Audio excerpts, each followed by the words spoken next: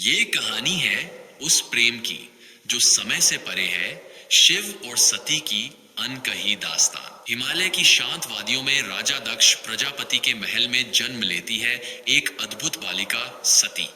उसके जन्म के साथ ही आकाश में अप्सराएं नृत्य करती हैं और महल में खुशियों की लहर दौड़ जाती है। माता प्रसूथले उसे गोद में लेकर कहती हैं, ये कन्या असाधारण है।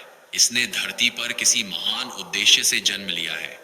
सती बड़ी होती है। एक दिन वह कैलाश पर्वत की ओर ध्यान करती है। ध्यानावस्था में उन्हें एक अद्भुत तपस्वी जटाधारी महायोगी का दर्शन होता है, महादेव शिव।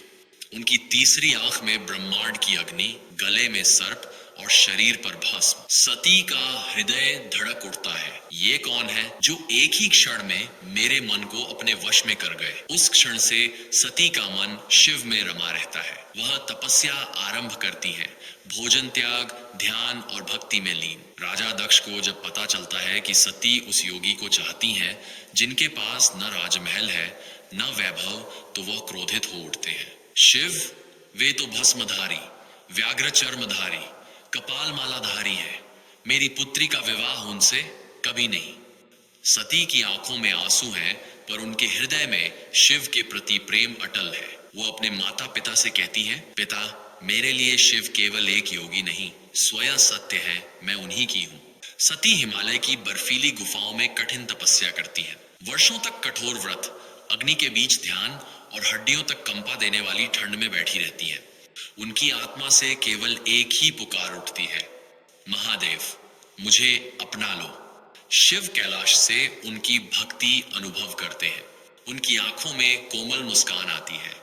ये सती अपने प्रेम में तप की पराकाष्ठा पार कर चुकी हैं। एक दिन तपस्या के अंत में शिव प्रकट होते हैं। उनके चारों ओर दिव्य प्रकाश फैल जाता है। सती कांपती हुई आंखें खोलती हैं और सामने शिव को पाती हैं। प्रभु, उनके होंठों से केवल इतना ही निकल पाता है। शिव कहते हैं, सती, तुम्हारे तप ने मुझे बाध्य किया है। तुम्हारा प्रेम शुद्ध है, असीम है। मैं तुम्हें अपनी अर्धांगिनी के रूप में स्वीकार करता हूँ। सती की आंखों में आंसू हैं, पर वो हर्ष के आंसू हैं। दोनों की आत्माएं एक दूसरे में विलीन हो जाती हैं। विवाह के दिन देवता, शिव, गंधर्व सभी उपस्थित होते हैं। कैलाश पर्वत पर फूलों की वर्षा होती है।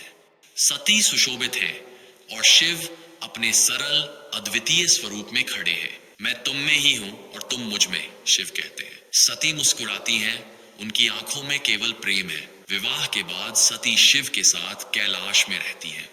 वह उनके तप, उनके मौन और उनके प्रेम को समझती हैं। उनका प्रेम केवल सांसारिक नहीं, आत्मिक है। ऐसा प्रेम जो जन्म मरण से परे है। शिव और सती का प्रेम समय की सीमाओं से परे था। वह प्रेम जो ब्रह्मांड के प्रत्येक कण में आज भी जीवित है। एक ऐसा प्रेम जो त्याग, भक्ति और आत्मा की एकता का प्रतीक बन गया।